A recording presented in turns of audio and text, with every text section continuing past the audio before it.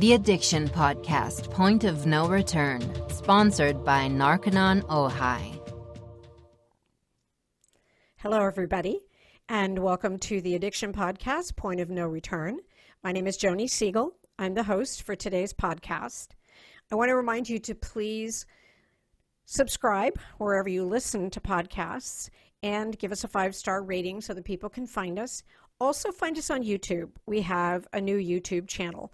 And today's podcast is videoed. Our guest did have a webcam, and so it's a video. So you can go to YouTube and you can watch there. If our guests don't have webcams or don't want to do video, you can still listen to the audio and watch the little sound bar jump up and down on YouTube. This is episode number 153, and we are closing in to the end of our third year of podcasting, and we thank you so much for listening. Today's episode is an interview with Gerald Posner. Gerald Posner is a best-selling author and investigative journalist with a Pulitzer Prize nomination to his credit. He was a Phi Beta Kappa and summa cum laude graduate of the University of California at Berkeley. At Hastings Law School, Posner was an honors graduate and served as the associate executive editor for the Law Review. Gerald was a litigation associate at the Wall Street law firm of Cravath, Swaine, and Moore, and later provided pro bono legal representation on behalf of surviving twins of Nazi experiments at the Auschwitz death camp, which led him to co-author his first book, Mengele, The Complete Story, a best-selling and critically acclaimed biography of the infamous Nazi angel of death, Dr. Joseph Mengele. He just released a book, Pharma. It is an explosive and meticulously documented expose of decades of fraud, incompetence, conspiracy, and avarice of the pharmaceutical industry, including the involvement of the Sackler family. Let's talk to Gerald Posner. Gerald, thank you so much for being on the podcast today. You know, I'm going to wait for you to tell your story, but in my mind, you are a freedom fighter in many ways, you and your wife. Well, you know, that's great to hear, Joni, actually coming from you, because I think the work that you're doing and the people who are listening to the podcast are so important, the Addiction Podcast. They are what I call the walking wounded. They either had problems with addiction themselves or their family members, relatives, spouses, others who have been with people they love who have gone through problems with addiction. When I started this project, which I thought was a history of the pharmaceutical business, I didn't realize how much the opioid epidemic would draw me in, how important it became as an investigative reporter to look into. So I got on fire about the very people that, you know, you're listening to, because I understand now in detail after 4 years of work, how the pharmaceutical industry, and I don't mean just Purdue Pharma, they're just a small part of it, but how the entire industry has for a long time marketed, especially addictive drugs that they knew were addictive. They thought they were great money makers, and the people that suffered the consequences, that was the cost of doing business for Big Pharma, and it's a shame. It's more than a shame. It's actually criminal. It is. You're right. We have talked about this, you know, that we're almost done with our third year of the podcast, and thank you for your acknowledgement. And we have talked many times about how it's really all about the money. It's all about the money, and that's the story you're going to tell. But before we get way far ahead of ourselves, can you give me just a little bit of your background? You know, like what led Gerald Posner to be where you are today writing books like this? I think sometimes in life, things take unexpected turns. So for me, the unexpected turn was I used to be a lawyer. I'm now everybody's favorite type of lawyer, a non-practicing attorney. But back then in the late 70s, I was at a large law firm, went out into my own practice in 1980, met my wife, Tricia, that year. And I was doing a pro bono lawsuit where you do it for free for 2 twins who had been experimented on, a Nazi doctor at a concentration camp, Joseph Mengele, and they wanted some compensation from Germany for all their medical costs. And that went on for 4 years. We were thrown out of federal court eventually. And I said to Tricia, you know, I have all these documents that are new about this Nazi fugitive. We thought he was then still alive. maybe I can turn it into a book. And I did, with a co-author from England. And I liked that process so much that we went off and did a second book about Chinese triads, criminal gangs in the heroin business. Here I am 14 books later, 15 books between the two of us. We like to go to projects that we can spend a few years on. A story about following money in the Vatican took us on and off 9 years. Wow. Pharma is coming on 5 years. And what I mean by that is I go to a publisher and I say, I'm interested in doing this overarching story. No one has attempted to do the history of the American pharmaceutical industry in a single volume. They were smarter than I was, or they knew that it covered everything from insulin to what was happening with over-the-counter drugs, to FDA lack of regulation, to pricing, to the opioid epidemic. I like that type of challenge. I'm happiest when my room is filled from floor to ceiling with boxes of documents and we're wandering around archives and conducting interviews and getting fresh information. So I built the book up. I never know where it's going until I finish it. And that's why I'm very lucky to have publishers that will give me that leeway. I don't go to them and say I have a conclusion and I'd like to just now go and find the evidence that supports my conclusion. Years ago on the Kennedy assassination, I went to them and said, I don't know what happened. Went off and did the book and came back and thought Oswald did it. They were shocked, so was I, but that book caused a lot of controversy and got a lot of attention. You go where the facts take you, and that's what I did with Pharma. Wow. I applaud you. Because you really do look into the mouth of the lion, so to speak, especially with big pharma, especially. And yeah. Sorry, go ahead. No, I was going to say, when you say look into the mouth of the lion, it's interesting because in some ways, I think what surprised me with Pharma is, okay, if you go out on the street, and let's take somebody who has not had a personal experience with addiction. So I just went and grabbed somebody on the street for random opinion. I grabbed 10 people. Maybe one of them takes a pill for hypertension, another might take pills, maybe one takes nothing at all. And I said, what's your view of big pharma, the pharmaceutical industry? I think they rank pretty low. They're down there with Congress and used car salesmen. So, we think of them already as drugs are too expensive. You know that even if you don't take them. We've heard that time and time again. Politicians talk about it constantly. They've been talking about it for 60 years and nothing much has been done yet on it. And so Pharma wears a black hat of sorts, but it was much worse than I expected once I started to do the work. And in part because I realized that what we know as the modern pharmaceutical industry grew out of these, patent drugs that were sold without any regulation in the late 1800s, most of which were based on cocaine, heroin, forms of codeine. So the drug business got its start, its origins on addictive drugs that were not regulated before they were all banned in 1914 under the Harrison Act. That was the basis for the drug industry. And then they had to go out and find new ways to sell drugs. And the panacea for them was penicillin. World War II was a revolutionary drug. Thank goodness they found it. That changed the industry. But for a long time, their roots, their DNA, it's like taking a 23andMe test or one of these genetic tests. You go out and you find out where your background was 500 years ago. Good way to put it.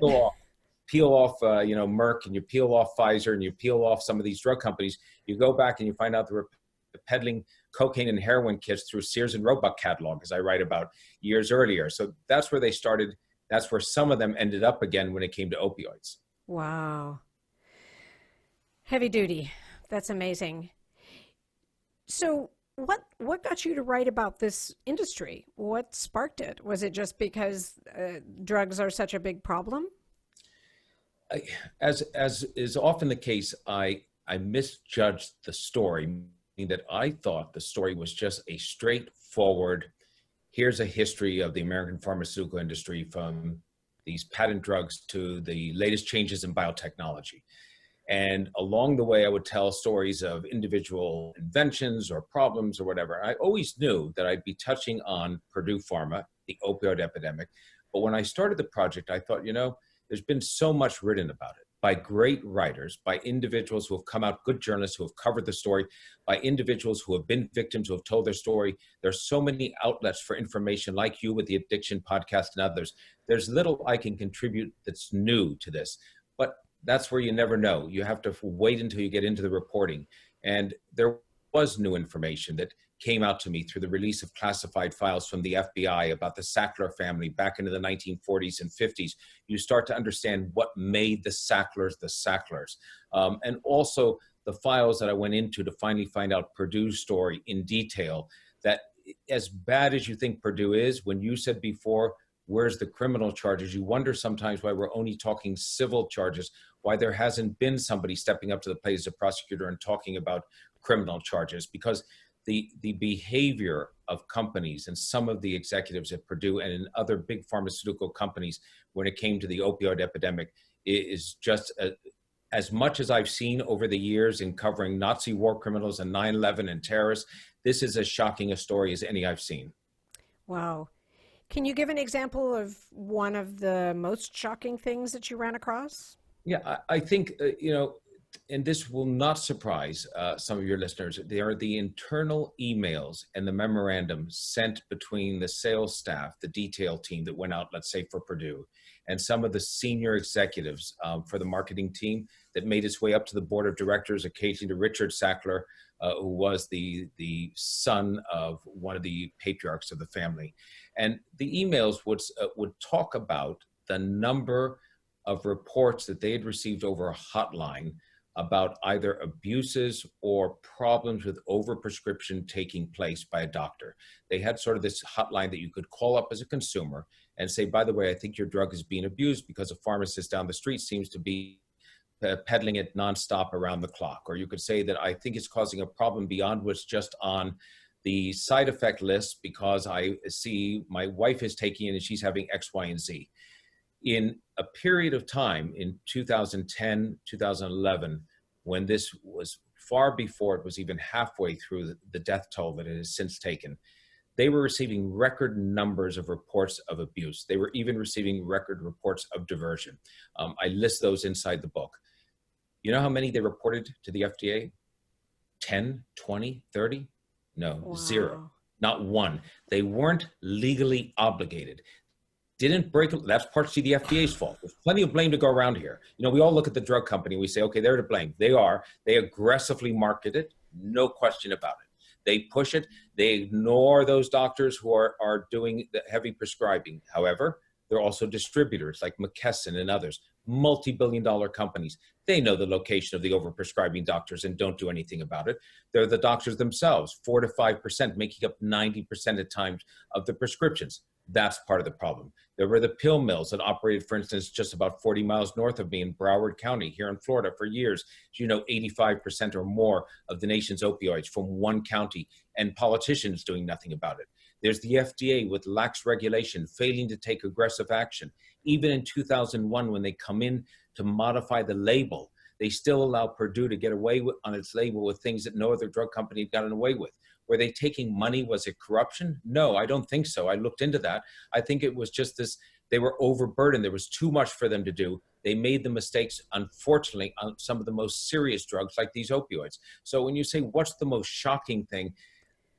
I continue to be shocked time and again, not only by the failure of people to take action, but by the negligence of so much of the system to have stopped what has become this terrible epidemic. Wow. And the fact that they knew is just mind-boggling. You brought up the name McKesson, and I don't know if you've had a chance to listen to some of our previous episodes, but we interviewed a filmmaker who made a documentary about the dumping of opioids in West Virginia. And she was an investigative reporter from Boston, and she started looking into it and found out that the distributor was McKesson, and McKesson was dumping billions of pills into West Virginia. I think ultimately there was some sort of a slap on the wrist for McKesson, probably, was basically a dent in one of the quarters in their bank. But it's interesting that you say that, because they were dumping billions into West Virginia. Yeah, it's very interesting because that podcast is so important because people don't know the story. And there you have it as the reporter tells you that. So it encouraged people to go back on the archives and listen to that.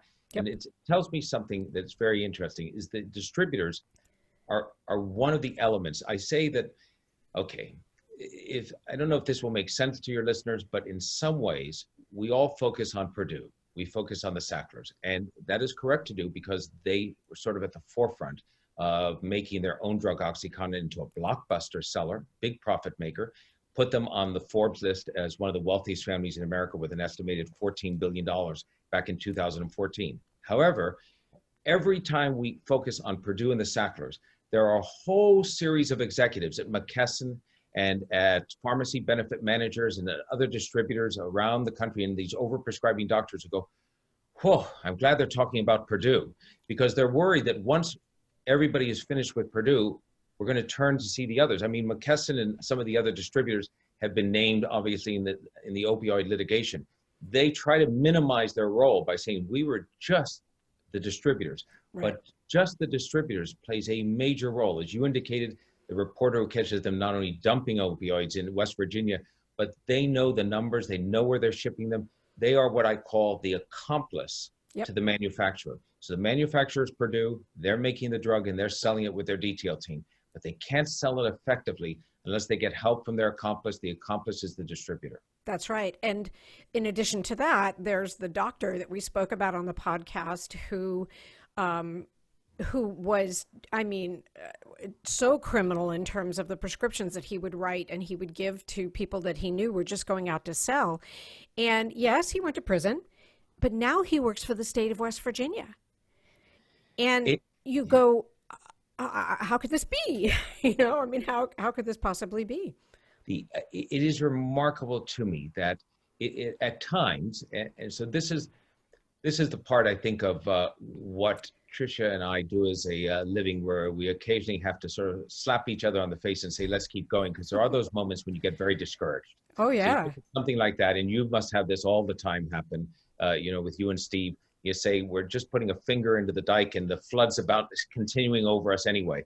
So you read about the doctor, he serves his prison time, he gets out, now he's working for the state of West Virginia. You think he should have nothing to do with anything remotely, and especially taxpayers' money paying for a job for him. It's outrageous. Yep. The thing that is interesting on this is that it seems to me that, everybody tries to have their cake and eat it too when it comes to opioids, from the people profiting from it. So we know, and I talk about this inside of the Pharma, that these companies like Purdue and Johnson & Johnson, when it comes to their products that they had, and the fentanyl products by Incest, they all are looking, and they use very sophisticated software programs to find the doctors who are most likely to be the heavy prescribers. Wow. Because that's where they want their detail team to concentrate on. And it makes sense. If I was selling balloons, I would want to know the 4 or 5 party stores in the country that sold the most balloons, and I would concentrate on those. So they're looking for those doctors. They're able to do it very effectively, and sometimes they even create the heavy prescribing doctor from somebody who's just a moderate prescriber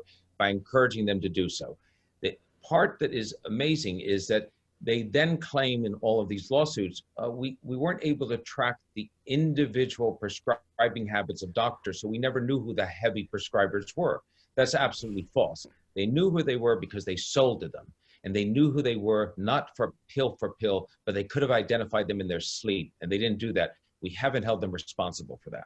Wow. Wow. What else? Back to the book, but what do you think about like the lawsuits and how they're trying to settle the lawsuits that are in the news? I mean, some people think they got hit, but they didn't get hit very much. Oh, it's an interesting question. So how did they get hit? They did get hit, no question. But one of the things that I find frustrating, to say the least, and anybody who reads Pharma, well, I don't suffer from high blood pressure, but my blood pressure goes up when I'm writing it. So I know that it forces your blood pressure up. We'll read time and time again, and not just in opioids, but in other areas in which pharmaceutical firms have done egregious things and lied and omitted test results that they knew about dangerous side effects of drugs that were then distributed and caused all types of side effects. And what is the payment for it? They paid for it. You're absolutely right. They come to a settlement with the government that seems eye-popping to those of us who earn a living by working for a living. It's $300 million, $400 million, $1 billion, $5 billion. We think, boy, they really got hit. But these are companies making $80, $90 billion. Right. So it's the cost of doing business for them. in the opioid litigation. You've seen McKesson and others hit the deals already, some of them to get out of particular suits. And the one that may pay the price that it can't recover from will be Purdue, after the Sacklers have already emptied the firm for billions and billions of dollars. About $500 million is left, but over $12 billion have been taken out in terms of profits. So even if that company goes under, these are economic fines. And the thing to remember, and you know this so well, Joni, is even in 2007, it take us all the way back, if we had been able to stop the opioid epidemic as it was growing then, but we weren't, Purdue pleads guilty to criminal charges, and 3 of its top executives, including the president, CFO, and chief counsel, plead guilty to criminal charges for false advertising, misstatements, or a whole panoply of problems. No jail time, just fines. And I don't mean to say that a fine isn't punishment. It is, but it doesn't scare the industry. It doesn't scare pharma executives. They know that if they get caught, the worst thing that's going to happen is they're going to have to pay the piper. That means they're going to lose some of their profits by having to pay for a settlement. And that's a shame, because if we take the criminal element off of this, then we lose something. Now, we did see some people go to prison recently on incest. John Kapoor, the president of the company, and 2 others, their behavior crossed the line 10 times to Sunday. Finally, somebody's been held responsible. So the first jail sentence has popped up, but the criminal charges use far too little. Tell me about that. Tell me about incest, because I'm actually not familiar with that particular situation. So incest had a fentanyl product. That was their product that they were marketing. And they were told by the FDA in the approval of that product that it is a product for end of life, as most opioid painkillers were supposed to be originally anyway, for end of life terminal cancer patients. That's the use of this product. They then went ahead with their detail team and they created a speakers bureau, as Purdue and others did. They lavished trips and benefits and all types of gifts on doctors, as other pharmaceutical companies do. And they decided that they could market their fentanyl products for things that were more than just end-of-life terminal cancer pain, such as back pain, such as the problems you might have from arthritis, the same thing we've seen from others, except their fentanyl product was extremely addictive.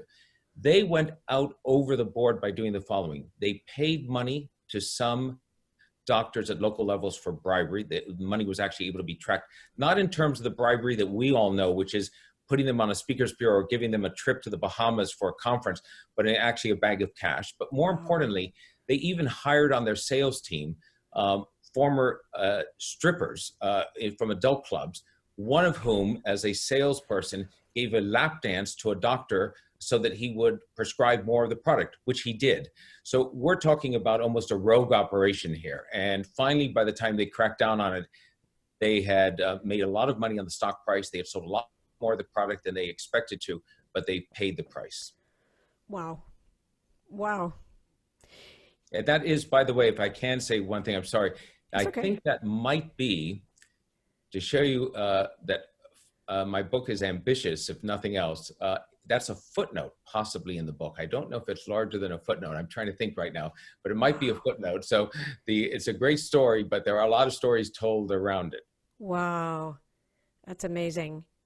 Does your book cover the whole thing that I watch television sometimes and I go, how did I miss the time when it became legal and acceptable to advertise drugs on television? Is that covered in your book? Oh, absolutely. Now that's covered in chapters, at least 2 chapters and 1 long chapter dedicated just to it. DTCA, as it's called to the FDA and other places, which is direct to consumer advertising. So it's a fabulous story that for years and years, you could not, as a drug firm, a pharma firm, advertise directly to consumers. What I found out, one of the things I think your listeners will find remarkable, is that the Sackler brothers, the senior Sacklers, and in this case, we're talking Arthur, Mortimer, and Raymond. They were all psychiatrist brothers. They are the leaders of the Sacklers who bought Purdue Pharma, created it later on, and put out OxyContin. They owned an ad company, Arthur did, in the 1950s through the 60s. That ad company in New York, McAdams, made Valium the first $100 million drug for Hoffmann-La Roche, made Valium the first $1 billion drug. It was Arthur Sackler who revolutionized medical advertisement, who showed them how to be aggressive in advertisement and got a Medal of Honor, the equivalent of it, from the Advertising Association for having done that.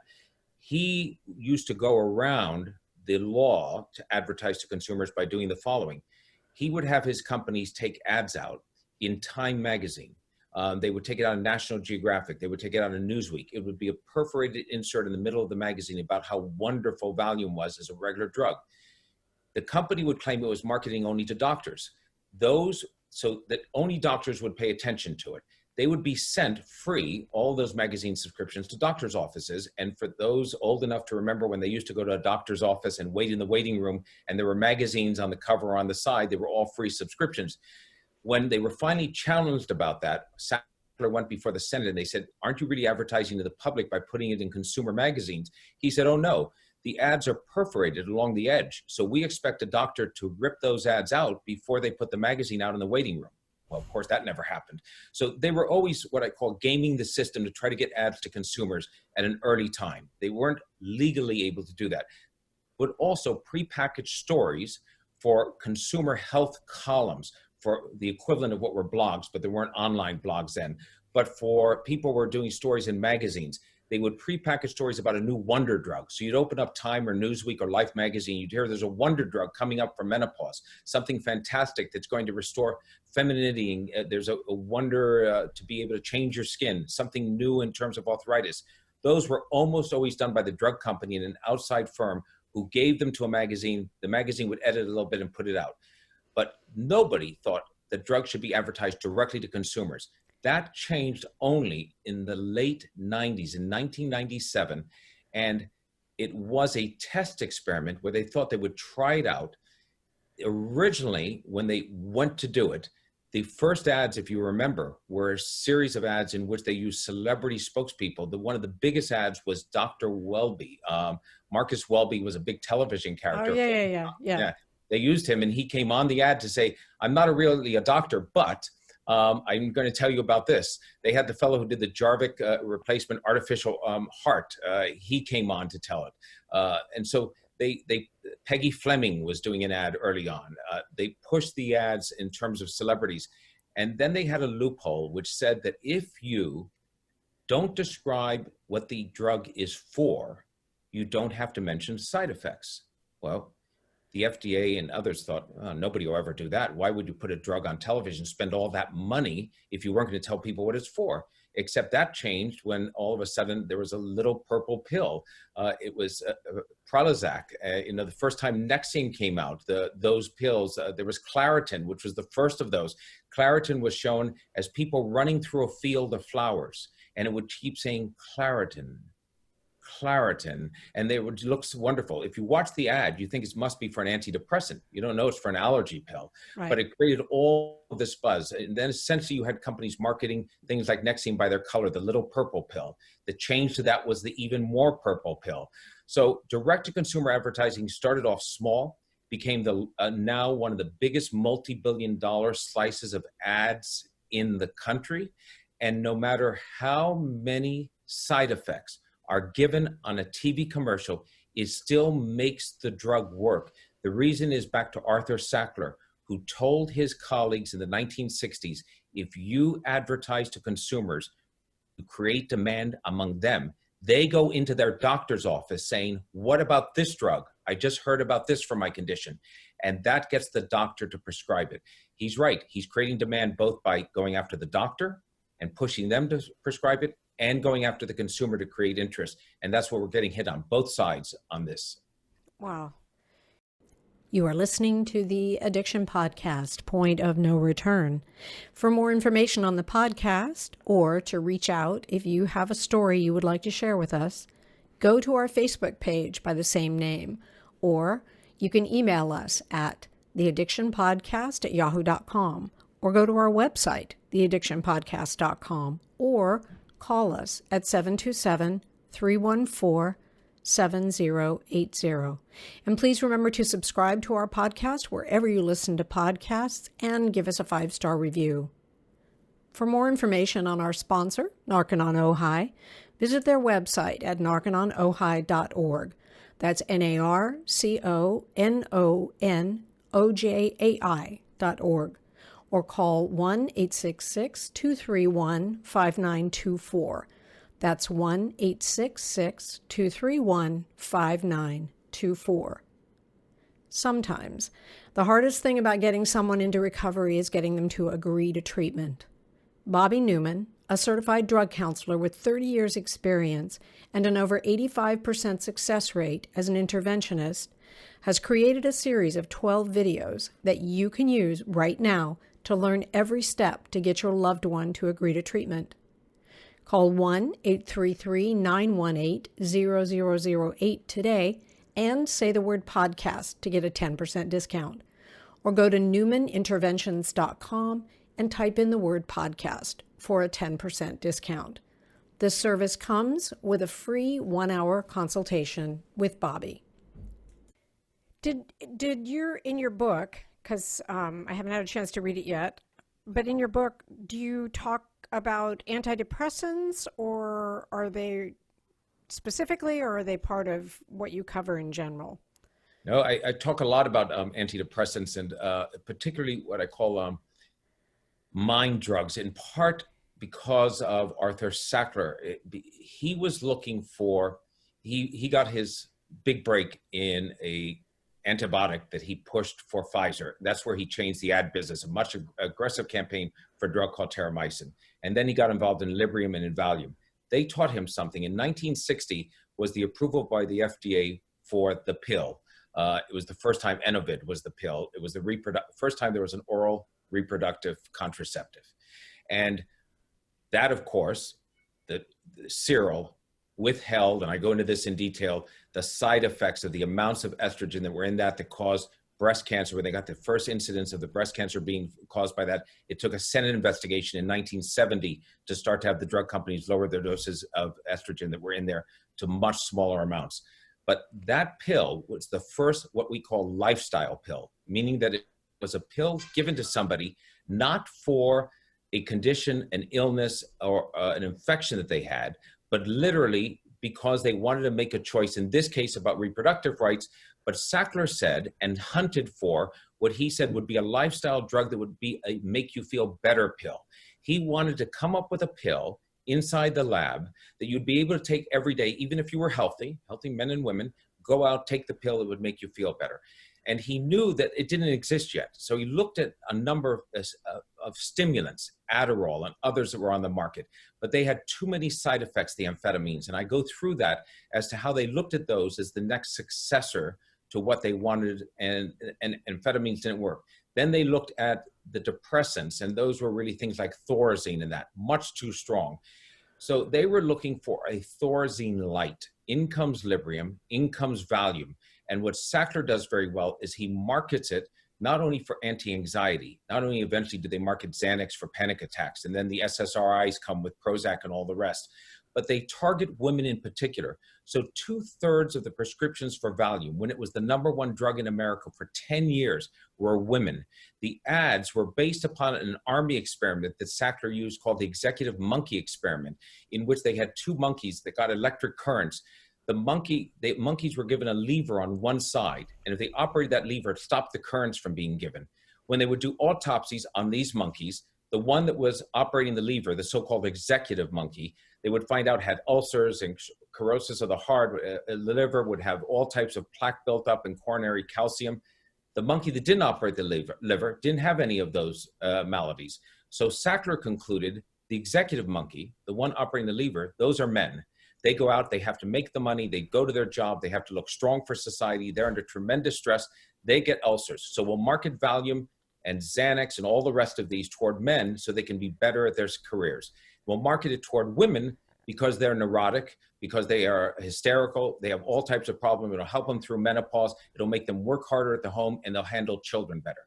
It's the most sexist possible advertising you can believe. There's one that ran, the most successful ad for this was one that showed a young woman aging over time called 35, single and neurotic, about how she had failed to find a man for all her life and ended up back talking to her father again after these years, and Valium helped her get better.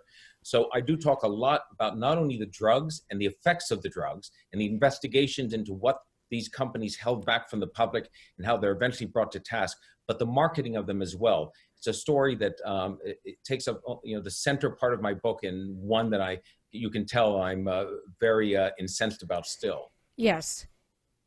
A question about the Sacklers. How far back do they go? I think you said the 40s, but do they go much earlier than that? No, they start really in World War II, in the sense Okay. that that's their start in the pharmaceutical industry. Arthur Sackler, the eldest brother, works for Schering, a German pharmaceutical company. And Schering is taken over shortly after we went to war in 1942, actually. They end up being taken over by an American commissioner because all the German companies were seized.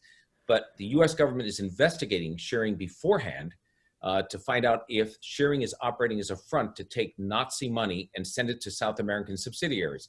They talk to Arthur Sackler, and he becomes an informant for the FBI during that period. So it's quite interesting because I got the FBI files about the Sacklers later, and the Sacklers, today we think of them, and rightfully so, as one of the most successful entrepreneurs in America on the back of many people's lives for OxyContin.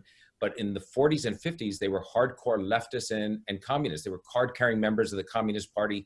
The FBI was investigating them. Arthur Sackler used his companies to hire blacklisted journalists who had been fired for taking the Fifth Amendment before Congress. His brother Raymond was a card-carrying member of the American Communist Party, and so was his wife Beverly, both of whom were Purdue directors years later. So they clearly moved away from their early leftist start, but it's a fascinating story to watch these sort of, committed communists move from a vision of we're going to work at this edge of the pharmaceutical company to becoming what I call the OxyContin kingpins a few decades later. Yes. I was going to say, is it that far to look at it? Because if you look at the kind of the communist philosophy and the devaluation of the individual, I mean, what a great way to really devalue individuals by turning them into mindless robots via drugs. Yeah, no, it's very interesting. I hadn't thought of it in that way, but you're absolutely right. I think what happened in their case is that as they started to taste success and it came, they sort of started to like the good life. They may have lost some of that conviction because I lose sight of them being involved in that. But it is interesting to note that Arthur Sackler, even when he finally got to China, long after Richard Nixon had opened up relations to China, one of his people that he looked up to as a student in medical school was a fellow called Norman Bethune. A lot of listeners will not have heard of him. He was a Canadian physician, a committed communist who went off to China to fight with Mao's army in the revolution. And he died at the front in a medical mobile unit. Arthur called him his, quote, moral exemplar. And that's pretty amazing. He was raising money for him when he was a student. So the Sacklers had an unusual group of people that they admired. And it is interesting that once you understand them, it doesn't explain the complete how of the opioid crisis, but it gives you a perspective because in some ways, Joni, I think that what we've done with the Sacklers, we've made them into caricatures, meaning that they are just stick figures. We think of them as the greedy pharmaceutical executives who are running the company. Once you get behind them and realize that they've been involved in the 50s, 60s, 70s, Arthur Sackler was able to get NASA to take along one of their products that was a disinfectant on a moon mission. So when they back, they used the disinfectant to make sure they weren't bringing any germs back from outer space that might wipe out the planet, and made millions off of selling that betadine. So, they've been there will be things that people read about them in the past that they were involved with drugs, and they'll say, oh, I never knew that. Valium in the Sacklers. Oh, I never knew that. Librium. Oh, betadine. And so they were there way before anyone had heard of OxyContin. OxyContin just became them the biggest hit ever. It was the blockbuster they had dreamed about. Wow. Did they have anything to do with thalidomide? No, they did not. And as a matter of fact, there's a great, thalidomide is part of the story here because thalidomide, nobody I think who's listening to the Addiction podcast will be surprised to learn that politicians in Washington take a lot of money from the drug industry. And as a result, they talk often about reform, but they are forced to act only if something terrible happens. So when I say that, what I mean by that is that in 1960, they started Senate investigations into the drug industry, and I cover them in a fair amount of detail. They were started by a senator called Estes Kefauver. Won't mean anything to most listeners, but to anybody who remembers a bit of history, he was the crusading Tennessee senator who went against the mafia in the mid-50s and got a mafia fellow called Joe Valachi to testify. It was big news. So he went after the drug industry next in 1960. Some people may say there's some justice in going from the mafia to the drug industry. And his big issue was pricing.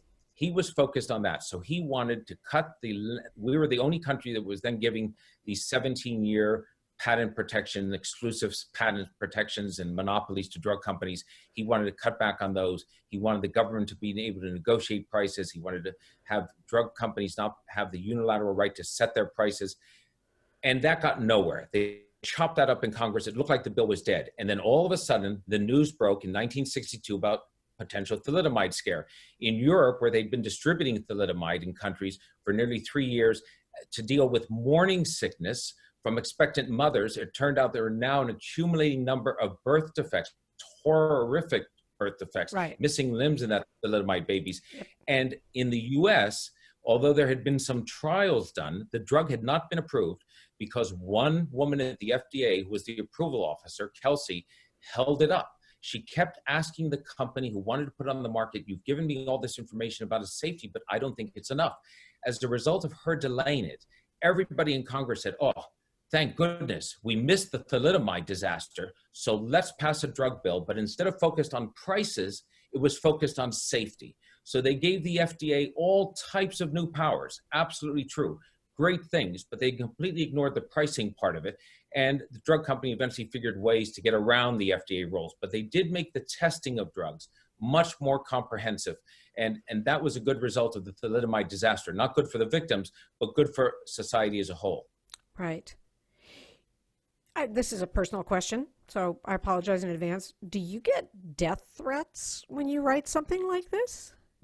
No, I don't. I mean, we all, so Tricia and I sort of operate in a fearless way, and then sometimes we only get nervous when we publish. The most problems we ever had, believe it or not, it's hard to imagine. So I've written about, heroin gangs and Chinese gangsters, and wrote about 9/11, wrote about Islamic terrorists, did a book on Saudi Arabia in which I sort of, talked about members of the royal family possibly knowing about 9/11. The worst of the abuse came after we did the book I mentioned earlier, in which I thought that Oswald alone had killed Kennedy. There are people so firmly committed to the idea that he was murdered as part of a wide conspiracy. They assumed that if any Johnny-come-lately wrote a book that said it was Oswald and it got a lot of attention, was a finalist for the Pulitzer, I had to be part of the conspiracy to cover up the truth. And we got a rat's tail cut off sent to us. We had fish sent to us in an email. I got accosted on the street. I got assaulted once at the airport. We had an FBI file opened up. So that was a dicey period. But if you told me that saying Oswald alone killed Kennedy was going to be the most dangerous book I ever did, I would not have thought so. I wouldn't have thought about it. And is that the book that you were nominated for a Pulitzer?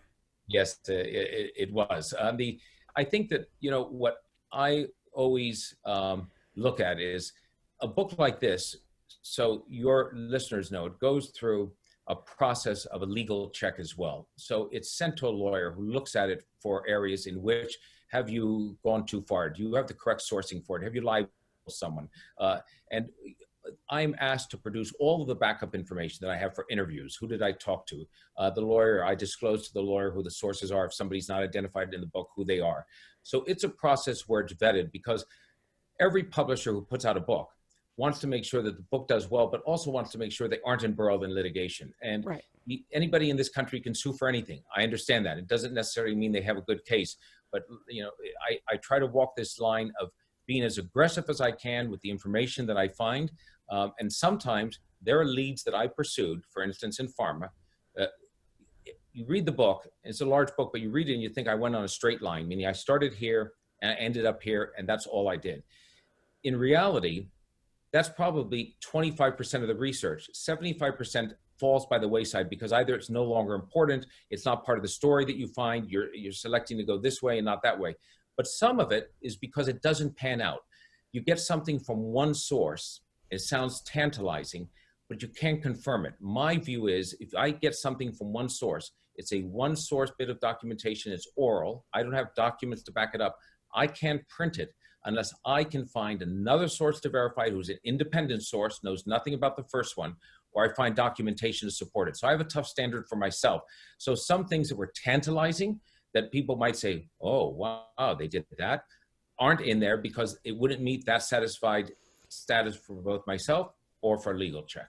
I think that's why you're so successful, because you're not doing innuendo. You're doing verified facts, and hard to argue. You have to, I think. Yeah. I think that you can pass along, and I don't even do this, but you can go on the internet and get gossip, rumor, and innuendo. But if you spend some money for a book, you better get the real deal. And that's why, and you know this as well. I mean, somebody looks at the book, they think, oh my God, it's 800 pages. I'll never finish that. But it's really only 500. That's still not short for some people. But 300 pages are endnotes, what I call source notes, because I want people who want to look at those. If they say, hey, how did he get that? Where's that from? And then I tell you where it's from, what document it's from, or what file or whatever, and people can go and check it themselves. Wow. Gerald, you didn't want us to air this podcast prior to the publishing of Pharma. Why is that? Well, because I don't know if the Sackler family, for instance, know the contents of Pharma, and that it's pretty hard on them at times. So I'm trying not to give them the advanced leg of preparing what I call a package of publicity that might come out and answer that prematurely. I want to engage them in a debate, if that's the debate, or anybody else of the companies that I talk about. And there are companies, as you know, I talk very hard about companies who are doing orphan drugs, and I believe are gaming the system on orphan drug rolls meant originally for small genetic parts of the population. They're among the highest priced drugs ever. I'm very hard on pharmacy benefit managers. There's an entire chapter in which I go after PBMs for increasing the prices time and time again. All of those entities are making a lot of money. I'm sure that they're not going to just take it lying down. They're going to come back and they'll come after me in one way or the other. And I don't mean come after me physically, but they'll say, I understand. Yeah, what about that? So I'd like to make that from the time the book's officially out, and they have to look at it as well, as opposed to giving them that heads up earlier, if that makes sense. Yes, it does. And by the time this podcast airs, your book will have been on the shelves for at least 5 hours. A couple weeks. So there you go. One of the things I always do when I interview people who have a story of addiction or are helping or what have you is I ask, if there's one message you want to get across, what would it be? And the thing I was thinking of with you is like, okay, so I read this book and I'm obviously not going to take action against the Sacklers, but what do you hope, what's the message you would like to give our listeners about the book, and how they could use that to be better educated and better armed going forward in terms of drugs? Right. So I think there are two general things. One is there's a chapter, I think it's chapter 47, called You Messed with the Wrong Mother. And it's a story of just one member of a mother who had lost her daughter, Marianne Skollick, you know, from Addiction Podcast. And she is an example to me that when you have somebody who falls to an overdose in opioids or any other drug, you mourn the loss of your loved one. But she is a rare example of somebody who decided to take action and pursue the company she thought was responsible and become an activist. So for some people, the answer to what happens to them in their family life from addiction might be to become more of those activists, and there are groups all over the country, as you know, for recovery and addiction that are helping, and they always need volunteers and help. In a much different way, for those who aren't struggling with addiction personally, I just say be an informed consumer when you get a prescription from your doctor written to you and when you go to the pharmacy to pick it up. I can't tell you how many times I talked to people during the course of the last 4 or 5 years who would say, I'm taking a pill for high blood pressure. What pill is it? I don't remember. It could be this. You know, the strength of it? No, I'm not sure. I even ran into people who said they were given a pill by their doctor and they couldn't remember if it was for blood pressure or maybe cholesterol. People sometimes don't ask. Tricia likes to say that she has girlfriends who spend more time asking about when they move to a town about the new hairdresser they may want to go to than they ask their doctor if they're prescribed a pill. They given a pill. You're given a pill, whether it's a contraceptive or something else for menopause. don't just take it and assume that it's all right for you. People throw away the insert because it's in such tiny little print. It's hard to read unless you have a big magnifying glass and you figure that's not going to apply to me. But do a little bit of research or ask the doctor more about it. Ask directly what the side effects are. Have them tell you. And when you go to the pharmacy, you can do the same thing. There's one last thing about going to the pharmacy. There is a gag rule that's been in place. The Trump administration may be lifting it at long last. Some states are resisting. The gag rule is it doesn't allow a pharmacist to tell you if it would be cheaper to get the prescription that you've just given in if you paid cash as opposed to using the insurance policy you have. It's madness. I know it sounds crazy to think that you could go and your copay could be $80, but if you paid cash, you might only pay $25. The pharmacist knows that. They see it on their computer. They can't tell you that, and that's why these pharmacy benefit managers and others who get rebates make so much money. If you ask the pharmacist, by the way, I know this is my price under insurance, would it be cheaper if I paid as a cash patient? They then have to tell you. So ask that question occasionally. You might be surprised at the answer. Interesting.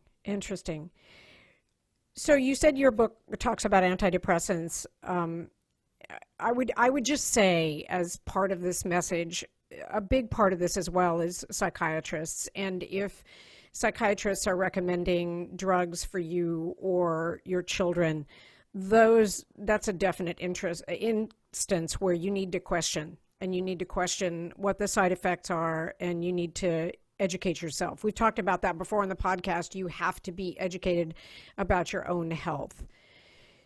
Yeah, and in this sense, what you say, Joni, is very important. And you have to be educated about your children's health as well, because you can't make those choices. So there is little doubt that with the expansion of stimulants like Adderall for attention deficit disorder, as it's given out, and for antidepressants as well, companies make money as their market expands. There's no doubt that children have come into focus, and they do receive millions of these prescriptions a year. There are some instances, I'm sure, in which there are extreme cases of those disorders that are helped by medication. But I think that in some cases, parents have taken care of their children by prescribing to them, by allowing a doctor to prescribe to them, thinking that that's the way to do it. And it's not necessarily the answer. So I'm a big believer that, err on the side of being conservative, err on the side of trying to avoid the medication if possible. But I say that with the same knowledge that at times, drugs have their side effects, there's no doubt, but there are times when those side effects have to be endured because the benefit is worth it. And there's little doubt that in cases, for instance, of antidepressants or psychiatric drugs, there are people with severe bipolar or schizophrenia who benefit from antipsychotics that otherwise have a debilitating range of side effects. But at the same time, are simple antidepressants like SSRIs and anti-anxiety pills over-medicated and over-prescribed? I have no doubt they are. Right. What area are you going into next? Maybe you shouldn't tell me, because maybe somebody's listening on the podcast and they'll quick and burn all their documents. No, I wish I had an answer for that. If anybody's listening on the podcast and has a good idea for me, they should send it to me through my website, because what happens with Tricia and me is we can't think beyond the current project. We get immersed in it. Yeah, we're living pharma. We're totally consumed by it at this moment. To us, this is what matters. And then at some point, a year from now, whenever we start to get our head enough out of it, we think, what do we want to do next? As of now, we just want to do some pharma follow-up, whatever that is, we don't know. But usually I go to something else about which I know nothing, which is easy to choose. There are a lot of things about which I know virtually nothing. And I recreate the wheel from the ground up for 4 or 5 years. Okay, well, I have an idea for you, which we will discuss off the air. What is your website, Gerald, if people want to reach out to you? It's just my last name, Posner.com, Posner.com. Okay, good. And your book is on Amazon? It is indeed on Amazon. As a matter of fact, Amazon, I saw recently, has a price for it that almost is the same as the price I would pay the publisher to buy a copy. I don't know how Amazon does it. Oh, yeah, I'm not sure. Gerald, thank you so much for sharing your story today. I think it's fascinating, and I think that I hope our listeners will read the book, because I know that, parents who have kids who have been lost to addiction, or kids who are addicted, if I were that parent, I would want to know, how come? Where did this come from? And I think, we know it goes way, way earlier on the chain than the doctors. So I'm urging the listeners to get a hold of your book and to read it. So thank you. Oh, thank you so much. I think your listeners will find that it may not be a satisfying answer, but they will get the answer. They'll see it's in the DNA of the drug industry. And if we don't make some changes as a country in terms of legislation and oversight, maybe a different drug. It won't be opioid painkillers, but something else down the road will come to be another epidemic claiming lives or ruining lives for people, whether it's, medicinal marijuana or recreational marijuana, or it's another version of a painkiller, or it's another version of a synthetic narcotic. I don't know. But what I'm saying is this isn't the last one. We go through these crises. We had it with Valium in 1975. That seemed to end. It happened then later with Xanax, and then that seemed to end. Prozac and the antidepressants got overused, and then Adderall and the stimulants were pushed against. Now we're at the stage where opioids are claiming, hundreds of thousands of dead. That won't be the last time that pharma will have an excessive way of dealing with Americans. So if you understand them, we may not be able to stop them, but you'll know who you're dealing with a lot better. Yep. Unfortunately, I think you're right. Thanks again, Gerald. Thank you so much, Jenny. Thank you for listening and watching our podcast today. I sincerely hope that any of you who are listening who have lost someone to this epidemic will become very vocal about it. You might think, I'm just one person, what can I do? But in today's age with social media, you can do a lot. And if you or someone in your family has been a victim of this epidemic, you need to make it known. You need to make yourself known. You can call legislators. You can call your local officials. You can call the president. You can get onto social media. You can become an influencer, and you can be heard. So if this podcast today, if you get Gerald's book and you read it and it inspires you to speak up, please do. And then contact us, and we'll put you on the podcast so you can tell your story as well. Thank you for listening. Don't forget to subscribe wherever you listen to podcasts, and go to YouTube, find us on YouTube, subscribe there as well. And we will be back again next week with a new interview. You all take care. You have been listening to the Addiction Podcast, Point of No Return, sponsored by Narconon Ojai. For more information on Narconon Ojai, call 866-231-5924 or visit www.narcononojai.org. Narconon is a non-12-step rehabilitation program based on the works of L. Ron Hubbard.